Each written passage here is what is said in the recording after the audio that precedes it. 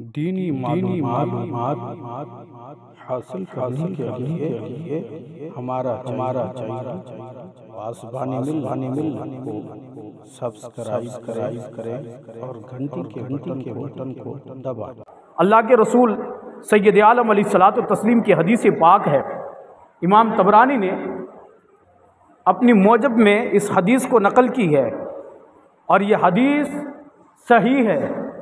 بیان کرتے ہیں امام طبرانی بیان کرتے ہیں کہ اللہ رب العزت کے فرشتے روئے زمین پر جلوہ گر ہو جاتے ہیں، روئے زمین پر آ جاتے ہیں اور پوری زمین پر سیر کرتے ہیں، چلتے ہیں اور چلتے جاتے ہیں، اور وہ کوئی شے کوئی چیز اس کو تلاش کرنا ہوتا ہے۔ وہ کیا تلاش کرتے ہیں؟ وہ تلاش کرتے ہیں اس محافل کو، ایسے محافل کو جہاں اللہ کا ذکر ہوتا ہو، جہاں نبی پاک علیہ السلام کی جو تعریف ہوتی ہو، اللہ کا ذکر ہوتا ہو۔ جب کوئی ان میں سے کچھ فرشتے اس محفل کو پا لیتے ہیں تو دوسرے فرشتے کو آواز دیتے ہیں، صدا لگاتے ہیں کہ جدھر ڈھونڈ رہے ہو، جو چیز ڈھونڈ رہے ہو وہ کہیں اور نہیں بلکہ یہاں پر ہے، آ کر جمع ہو جاؤ، یہاں آ جاؤ۔ پھر اس کے بعد وہ فرشتے ایک کے بعد دیگر قطار با قطار کھڑے ہو جاتے ہیں، یہاں تک کہ آسمان تک ان فرشتوں کے قطار لگ جاتے ہیں۔ وہ لائن لگا کر کے ان محافل میں جہاں ذکر خدا ہوتا ہے، جہاں ذکر رسول ہوتا ہے، ان محافل میں وہ قطار با قطار لائن لگا کر کھڑے ہو جاتے ہیں، اور جب تک وہ محفل کا اختتام نہیں ہوتا، جب تک وہ محفل ختم نہیں ہوتا، جب تک وہ فرشتے اس محفل میں حاضر رہتے ہیں اور اپنے نورانی پروں سے ان محافل کو ڈھک لیتے ہیں، اس نورانی پروں سے اپنے محفوظ محفل کو ڈھک لیتے ہیں۔ اور پھر اس کے بعد جب وہ محفل کا اختتام ہو جاتا ہے، جب محفل ختم ہو چکا ہوتا ہے، تو وہ فرشتے جو ذکر وہاں پر کیا گیا، جو ذکر سنایا گیا، جو ذکر لوگوں نے سنا، ان چیزوں کو ایک نورانی تش میں رکھ کر کے اللہ رب العزت کی بارگاہ کی طرف وہ فرشتے پرواز کرتے ہیں، رب کے حضور حاضر ہوتے ہیں۔ رب ذوالجلال ارشاد فرماتا ہے، رب ذوالجلال ادھر ارشاد فرما رہا ہے، کیا ارشاد فرما رہا ہے؟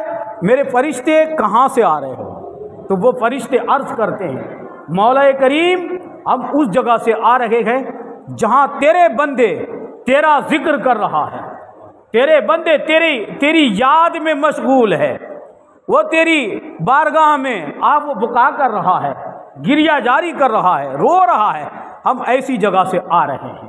اللہ رب العزت ارشاد فرماتا ہے فرشتوں سے کہ اے فرشتے، کیا وہ بندے جو میری بارگاہ میں گریہ جاری کر رہے ہیں، جو رو رہے ہیں، آہ و بکا کر رہے ہیں، کیا انہوں نے وہ میرے بندے کیا وہ مجھے دیکھا ہے؟ تو فرشتے عرض کرتے ہیں، مولا نہیں، وہ تجھے نہیں دیکھا، وہ تجھے نہیں دیکھا ہے۔ کہا پھر اگر کاش وہ فرشتے کہتے ہیں، اللہ رب العزت ارشاد فرماتا ہے اس فرشتوں سے کہ اے فرشتے، کاش اگر وہ بندے میرے جو میرا ذکر کر رہا ہے وہ اگر مجھے دیکھ لیتا تو پھر وہ کیا کرتا؟ تو اللہ رب العزت کی بارگاہ میں وہ فرشتے عرض کرتے ہیں، مولا اگر وہ تجھے دیکھ لے اور وہ تجھے تک لے، تیری زیارت کر لے، تو اس کے ذکر میں اضافہ اور ہو جائے گا، اور زیادہ وہ روئے گا، اور زیادہ تیری رضا حاصل کرنے کی جستجو میں لگا رہے گا۔ اللہ اکبر۔ پھر فرشتے سے اللہ رب العزت ارشاد فرماتا ہے، اے فرشتے بتاؤ ذرا، کیا وہ جہنم سے آزادی مانگ رہا ہے؟ فرشتے عرض کرتے، مولا ہاں وہ جہنم سے آزادی چاہتا ہے اور تیری بارگاہ میں التجا کر رہا ہے، تجھ سے معافی طلب کر رہا ہے، تیری بارگاہ میں توبہ استغفار کر رہا ہے۔ تو پھر فرشتوں سے اللہ رب العزت ارشاد فرماتا ہے کہ اے فرشتے، کیا اس نے جہنم کو دیکھا ہے؟ تو وہ فرشتے عرض کرتے مولا وہ جہنم کو نہیں دیکھا ہے، جہنم کی دہکتی ہوئی آگ کو نہیں دیکھا ہے، جہنم کی لپک کو نہیں دیکھا ہے، جہنم کی شدت کو نہیں دیکھا ہے۔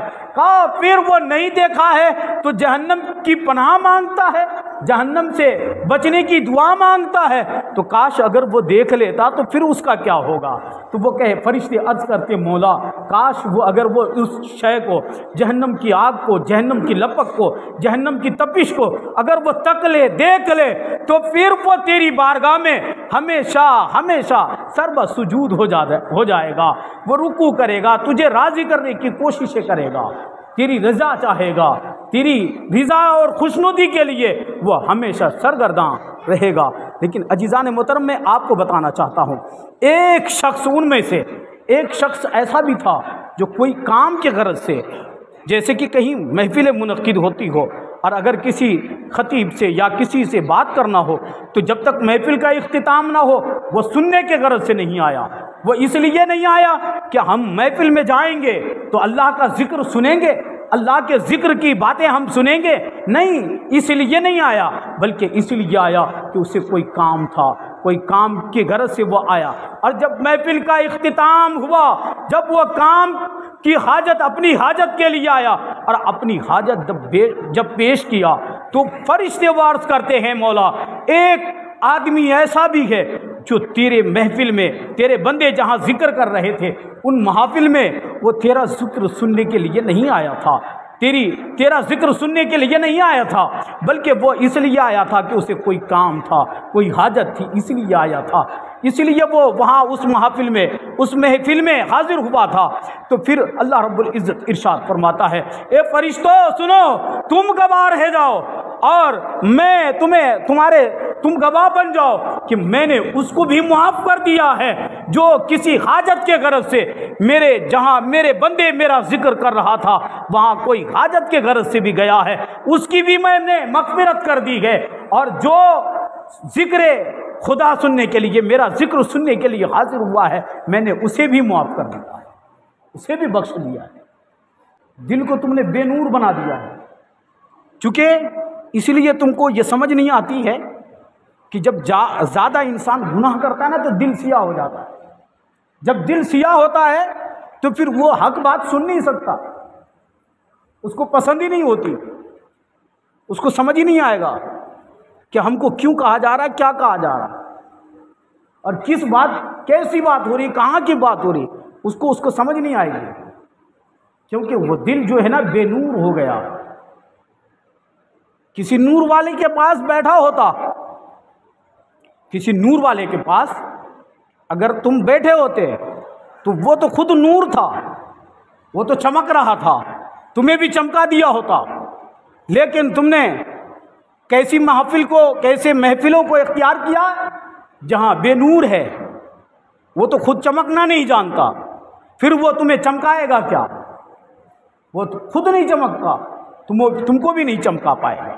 اسی لیے بے نور کے پاس ہم بیٹھ گئے، نور والوں کے پاس بیٹھے ہوتے تو وہ خود چمکتا اور تمہیں چمکنے کا سلیقہ بھی بتاتا کہ چمکا کیسے جاتا ہے۔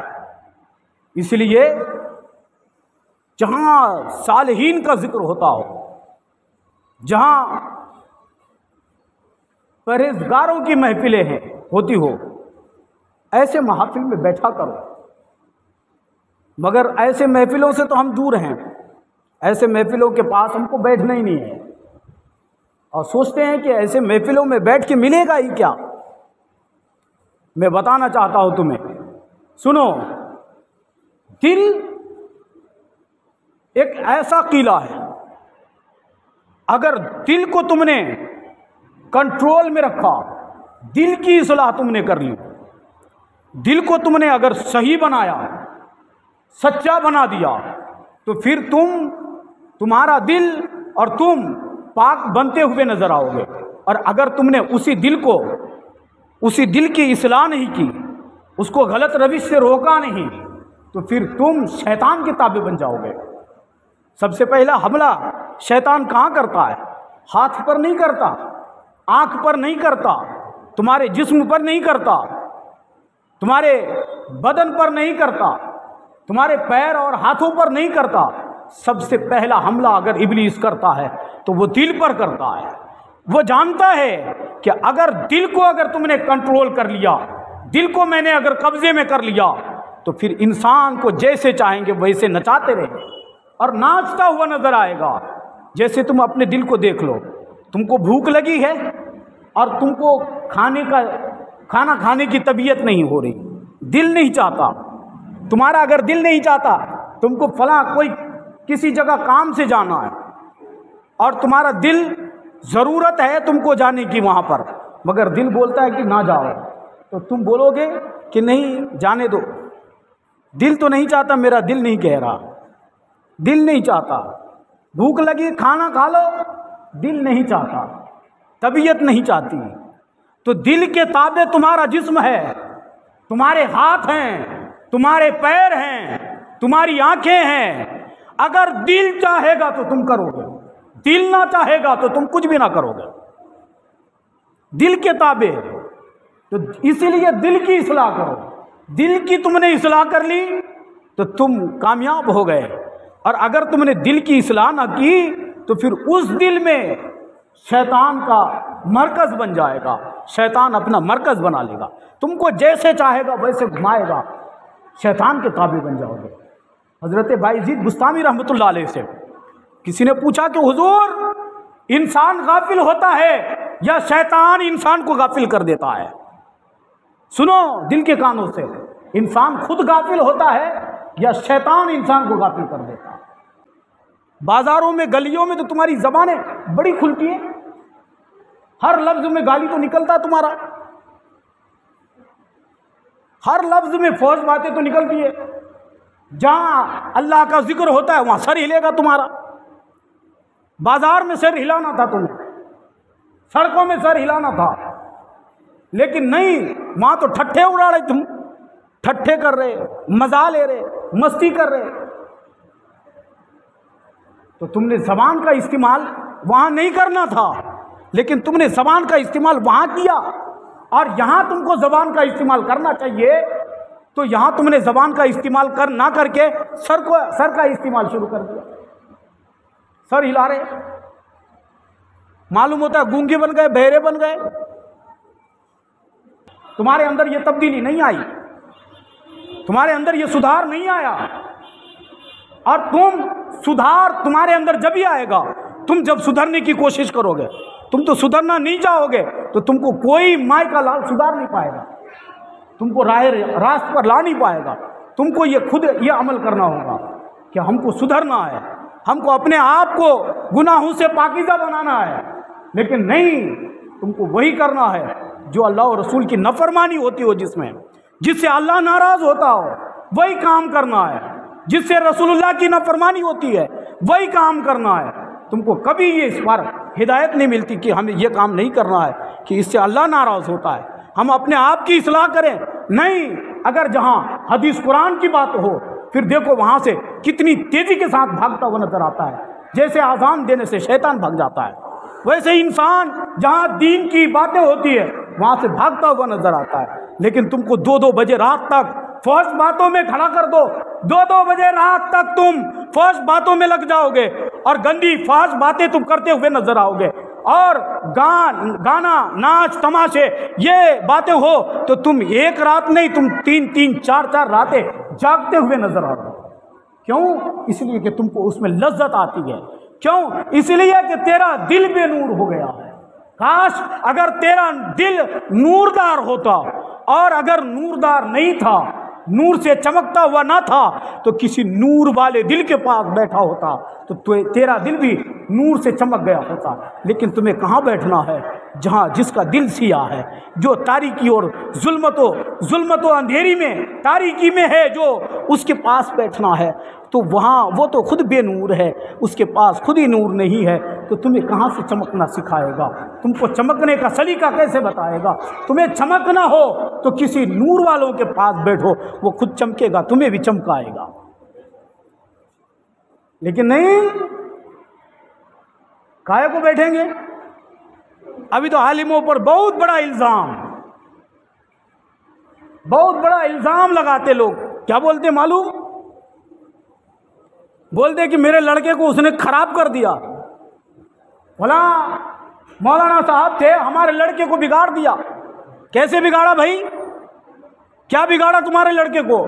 تو کہا ہمارے لڑکے کو نمازی بنا دیا، بگاڑ دیا میرے لڑکے کو، وہ ملا بنا دیا۔ ارے افسوس ہے تیری جسارت پر۔ کبھی تم نے اس کے بارے میں کبھی سوچا؟ تو بولتا ہے کہ میرا لڑکا نمازی بن گیا، دیندار بن گیا، تیرے لڑکے کو یہ بگاڑنا ہے؟ تم نے وہ نہیں سوچا؟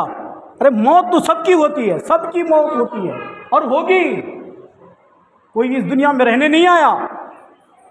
آج تیری باری ہے تو کل میری باری ہے، جانا سب کو ہے باری باری سے، کوئی نہیں بچے گا، کوئی نہیں رہنے آیا ہے، ہر ایک کو جانا پڑے گا۔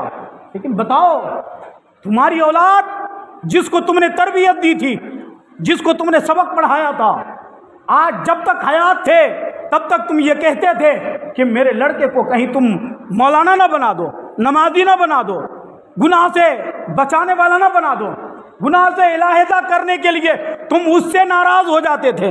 لیکن جب تیری موت ہوئی تو وہی بیٹا تجھے دھوکہ دیتا ہے، وہی اولاد تمہیں دھوکہ دیتی ہے۔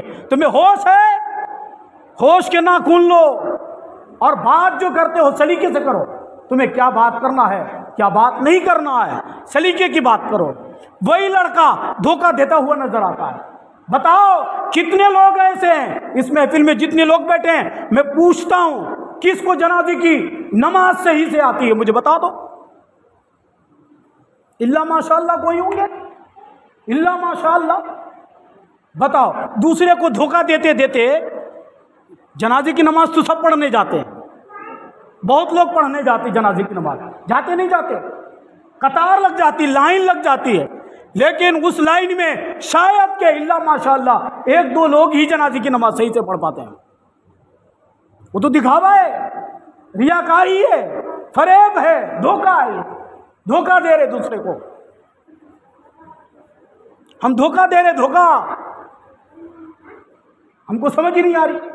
لائن پہ لگے ہیں، جنازے کی نیت نہیں پتا، جنازے کی دعا نہیں معلوم، کون سی دعا پڑھی جائے گی، کتنی تکبیریں ہوتی ہے نہیں معلوم۔ صرف کیا ہے، امام صاحب جیسا کرتے ہم بھی کر لیتے ہیں، بس کام ہو گیا، ساری ذمہ داری امام کے اوپر رکھ دیا ہے۔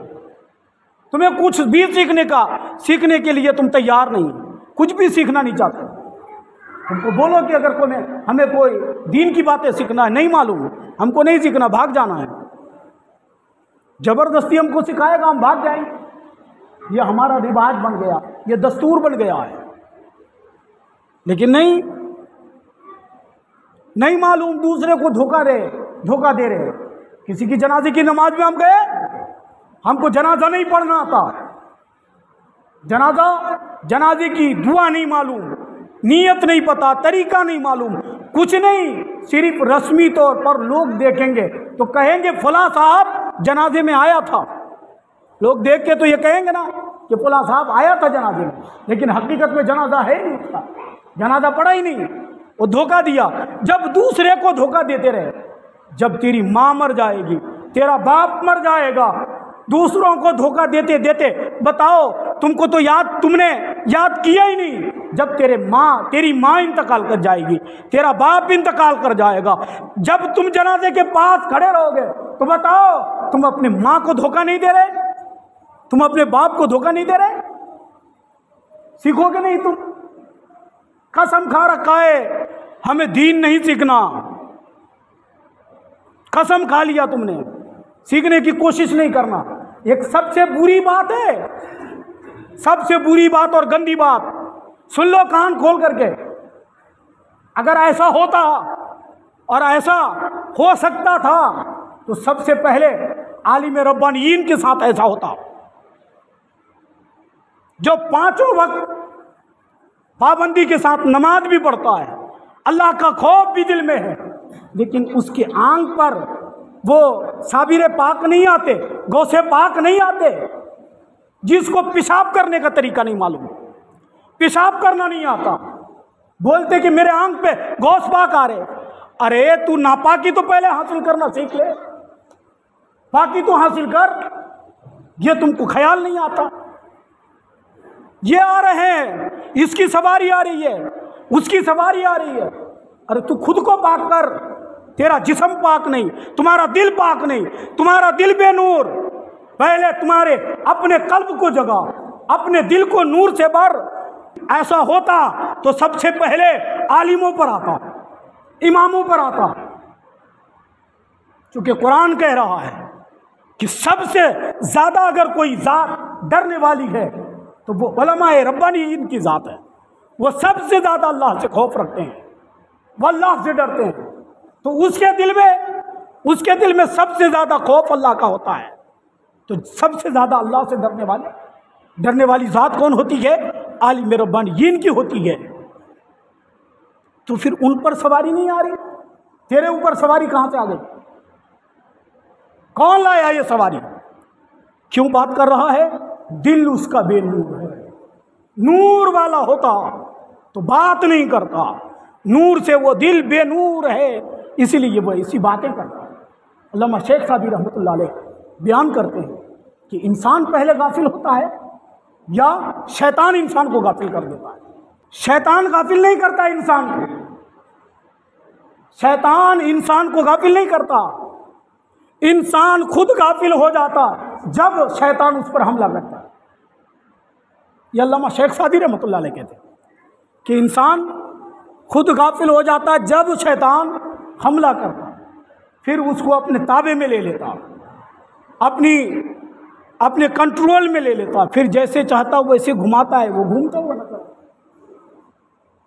جب گھومتا ہوا نظر آتا ہے، شیطان سے بچنا چاہتے ہو تو صالحین کے دامن کو پکڑ لو، اور ان کے دامن کو پکڑ لو گے تو شیطان تم کو کبھی ورگلا نہیں پائے گا۔ تم جتنی قربت صالحین سے بڑھا لو گے، جتنی قربت تمہاری بڑھے گی، اتنے ہی تم کامیاب ہوتے ہوئے نظر آئے گے۔ جس کے دل میں خدا کا خوف نہیں، خدا کا ڈر نہیں، وہ عالم نہیں ہے۔ کوئی اگر نماز نہیں پڑھتا، وہ گھومتا پھرتا ہوا نظر آتا ہے۔ جس کے پاس جتنا علم ہوگا اتنا خوف ہوگا، خدا کا ڈر ہوگا، اس کے سینے میں خشیت الہی ہوگا، اور جتنا خشیت الہی اس کے دل میں ہوگا وہ اتنا بڑا عالم ہے۔ العلم قلیل العمل کثیر، علم کم ہو عمل زیادہ ہو وہ سب سے بڑا عالم۔ علم زیادہ ہے عمل نہیں ہے تو پھر وہ عالم نہیں ہے، وہ عالم نہیں ہو سکتا۔ تم ایسے لوگوں کو تلاش مت کرنا کہ خود گمراہ ہو اور تم گمراہوں کے دامن کو پکڑ لیے تو خود گمراہ بن جاؤ۔ ایسے لوگوں کو تلاش کرو جو عارف باللہ ہو، جس کے سینے میں خوف خدا ہو، جو ساری دنیا جب سو چکی ہوتی ہے تو وہ رب کو راضی کرنے کے لیے تنہائی میں اٹھ کر کے، دنیا کو دکھانے کے لیے نہیں، دنیا کو بتانے کے لیے نہیں کہ دنیا مجھے دیکھے اور میری تعریف کرے، دنیا کو بتانے کے لیے نہیں، وہ رب کی رضا کے لیے، رب کو راضی کرنے کے لیے، جب ساری دنیا سو چکی ہوتی ہے تنہائی میں اٹھ کر کے وضو کر کے رب کو راضی کرتا رہتا ہے۔ وہ عالم سب سے بڑا عالم ہے، سب سے بڑا عالم وہ ہے جس کے چہرے کو دیکھو خدا یاد آ جائے، اس کے سامنے خلاف شرع بات کرنے کوئی بات کرتا ہو اس پر اس کا چہرہ تمتما اٹھے، خلاف شرع بات کرنے والے کو پسند نہ کرے، وہ عالم ہے۔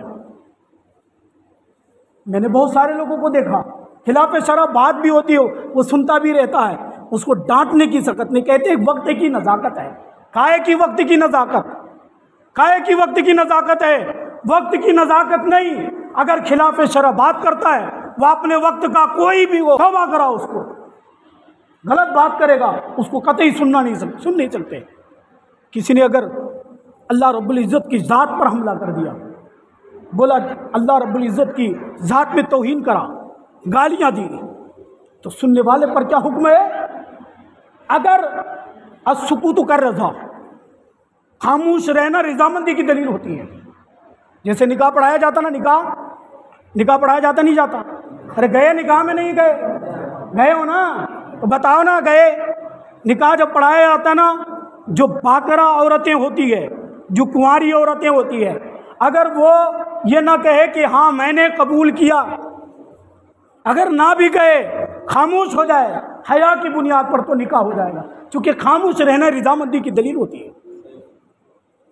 سمجھ رہے ہیں؟ خاموش رہنا رضامندی کی دلیل ہے. کوئی خلاف شرع بات کر رہا ہے، اللہ رب العزت کی شان میں توہین کر رہا ہے، اور تم اس جگہ پر خاموش ہو تو اس کی بات پر تم راضی ہو؟ اس کی بات پر راضی ہو جبھی تو تم خاموش ہو. اگر راضی نہ ہوتے تو بتاؤ کہ یہ تم نے غلط بات کہی، توبہ کرو. کہتے نہیں بھائی مصلحت ہے، مصلحت کی بنیاد پر کچھ نہیں بولیں گے، یہاں مصلحت نہیں چلے گا. قربانی آ رہا ہے، ارے قربانی آ رہا ہے کہ نہیں آ رہا؟ قربانی آ رہا ہے نا. لیکن ہم لوگ کیا کرتے ہیں؟ لائے 50,000 کا بکرا یا گائے یا بیل کچھ بھی لے کر کے آئے نا، شان تو دیکھو ہماری، لیے رسی پکڑے اور پورے بازار میں گھماتے پھرتے ہیں اور کہتے ہیں ہم کم ہیں، ہم چھوٹے موٹے تھوڑے آدمی ہیں، میں نے 50,000 کا لیا، لوگوں کو بتاتے پھرتے ہیں. لعنت ہے ایسی زندگی پر، لعنت. لعنت کرو ایسی زندگی پر، نہیں چاہیے ایسی زندگی جو دوسروں کو دکھانے کے لیے. رب کو راضی کرنے کے لیے کرنا ہے نا، تمہیں رب کی رضا حاصل کرنی ہے نا، دنیا کو بتانے کے لیے. نمبر 1 پہلے جانور خریدو اللہ کی رضا کے لیے، بے عیب دار جانور ہو، چاہے 10,000 کا ہو، 1,000 کا ہو، 5,000 کا ہو، دوسروں پر فخر حاصل کرنے کے لیے نہیں. ریا مت کرو، دکھاوا مت کرو، بند کرو دکھاوا. پھر کیا کرنا ہے؟ وہ جانور کو ایک جگہ پر باندھ دو. تم کو گھمانے کی ضرورت نہیں، بتانے کی ضرورت نہیں، لوگوں کو مت بتاؤ. کیوں بتا رہے؟ اچھا یہ رکھ دیے. اب ایک دوسری بات یہ ہے کہ آج کل جو ہے نا لڑکوں کے پاس کیا ہے معلوم ہے؟ موبائل ہے نا، موبائل ہے. اور موبائل کیا کرتے ہیں؟ معلوم جانور ذبح کر دیے نا، ذبح کرنے کے بعد نکالے موبائل، یہ لیے فوٹو اور اٹھا کے ڈال دیے کہاں؟ فیس بک میں، واٹس ایپ میں، اور کون سا گرام ہے؟ وہی دیکھو کون سا گرام ہے، مجھے معلوم نہیں، وہ تو مجھے آتا نہیں، میں جانتا نہیں کہ وہ کون سا گرام ہے. اس گرام میں ڈال دیا، اور کون سا گرام بنا دیا ہے پھر وہاں ڈال دینا. اب اس سے کیا ہوتا ہے؟ پوری مسلم کمیونٹی کو ٹارگٹ کیا جاتا ہے، پوری مسلم کمیونٹی کو ٹارگٹ کیا جاتا ہے. بتاتے ہیں دیکھو یہ جانور کے ہتھیارے، یہ دیکھو فلاں چیز کو ہتیا کر دیا. پھر اس کے بعد تیرے پاس جواب رہتا ہے؟ تمہارے پاس کوئی جواب، تم جواب بھی نہیں بول پاؤ گے، آئے گا بھی نہیں تم کو. کیوں؟ اس لیے کہ تم کو اس کا جواب نہیں معلوم، اس کی وجوہات تمہیں معلوم نہیں ہے. پھر تم کہاں بھاگتے ہو؟ عالم کے پاس وہ جواب دے. ہم کیوں جواب دے؟ بالکل نہیں دے گا. اور پہلی بات تو تم نے یہ غلطی کی، تمہاری ایک غلطی کرنے کی بنیاد پر پوری مسلم برادری بدنام ہوتی. یہ تم کو بالکل نہیں کرنا ہے. موبائل میں سیلفی جانور کی ایک دم نہیں لینا ہے، اور جانور خرید کر کے لا کے اپنی جگہ پر باندھو، بازاروں میں گھماؤ مت، گشت مت کراؤ، بتاؤ مت کہ ہم نے بہت بڑا جو ہے جانور خرید لیا. اگر تم نے یہ کر لیا اور دکھاوا کیا تو کل قیامت کے دن یہی چیز تمہارے منہ پہ مار دیا جائے پلٹ کے کہ تم دنیا میں عزت چاہتے تھے نا تو تم کو مل گئی، اب یہاں تیرے لیے کچھ بھی نہیں. تیسری بات یہ ہے، جانور ذبح کرتے ہیں، ذبح کرنے کے بعد وہ لوگ کیا کرتے ہیں؟ جانور نکال دیا، نہ اس خون کا احترام، نہ اس کے اندر سے جو اوجڑی نکلتی، جو چیز نہیں استعمال میں لا سکتے اس کو کیا کرتے ہیں؟ ویسے پڑے رہنے دیتے ہیں، چھوڑ دیتے ہیں، نالوں میں گٹروں میں بہا دیتے ہیں. یہ درست ہے؟ نہیں. پھر کیا کرنا ہے؟ جانور ذبح کیے تو پھر اس کے بعد ذبح ہونے کے بعد وہ جب تم سارے ضروریات کے فارغ ہو گئے تو خون ہے، چمڑے ہیں جو تمہارے استعمال میں نہیں آتا، ان ساری چیزوں کو ایک گڈھا کھود کے دفن کر دو. اوجڑی کو تم نے نالیوں میں بہانے دیا، اس کی بدبو آ رہی، اس کی بدبو آتی ہے، ایک دن 2 دن رہے گا نا بدبو آ جاتی ہے، پھر لوگ اس سے بدزن ہوتے ہیں، اس محلے کے قریب سے گزرنا پسند نہیں کرتے. اور قربانی سرے راہ مت کرے، سرے بازار سڑکوں کے پاس بازاروں میں سے جاتے ہیں وہیں کر دیے ہم بہت بڑے قابل ہیں، تمہاری اکثریت ہے یہاں پر مان لو، مثال کے طور پر تمہاری اکثریت ہے، تم پر کوئی انگلی اٹھا نہیں پائے گا، لیکن پورے ہندوستان میں کہیں کہیں میرے بھائی مسلمان بھائی ایسے ہیں کہ جو جیسے 32 دانتوں کے بیچ زبان محفوظ ہے ویسے مسلمان ہیں وہاں، ان کی عظمتیں، ان کی حرمتیں، ان کی عزتیں پامال کر لی جاتی ہے۔ تو تم نے اس کے بارے میں نہیں سوچا، اس کے بارے میں خیال نہیں آیا، کیوں کیا؟ تم نے تو یہاں پہ اکثریت کا جھنڈا گاڑ دیا، ہم اکثریت میں ہیں، ہم جو چاہیں گے کر لیں گے، لیکن جہاں مسلمانوں کی تعداد کم ہے وہاں کیا کریں گے؟ وہ بیچارے بلا وجہ بلا قصور کے وہ مارے جاتے ہیں، قتل کیے جاتے ہیں، ان کی ماں بہنوں بیٹیوں کی عزتیں لوٹ لی جاتی ہے۔ کیا وہ میری ماں بہنوں کی عزت نہیں ہے؟ بولو بھائی، بولو نا، وہ ہماری ماں بہن نہیں ہے؟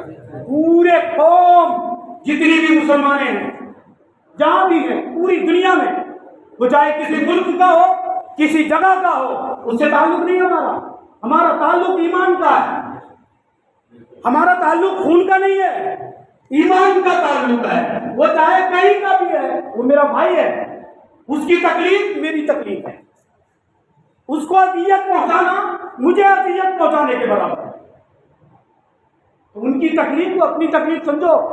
جیسے تمہارے جسم ہے، کسی نے ہاتھ پر چوٹ لگا دی، ہاتھ پہ چوٹ لگ گئی، انگلی کٹ گئی، تو انگلی میں چوٹ لگی تو انگلی تک محفوظ رہنا چاہیے تھا نا، لیکن نہیں، پورے جسم میں درد ہوتا ہے، پورے جسم کو تکلیف ہوتی ہے، اور تم نے یہ کیسے تسلیم کر دیا کہ وہ میرے کسی جگہ کسی کی مسلمان کی بیٹی کی عزت لوٹی جا رہی ہے، تو تم وہاں تم نے اس کی تکلیف کو اس تک کیوں محفوظ رکھا؟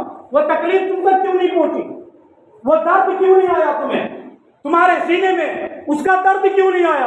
اس لیے کہ تمہارا دل بے نور بن گیا ہے۔ کاش کہ اگر نوردار ہوتا، تمہارے دل میں درد ہوتا اور نور کے سائے میں رہتا، تو اس کی تکلیف تمہاری تکلیف ہوتی، اس کا درد تمہارا درد ہوتا۔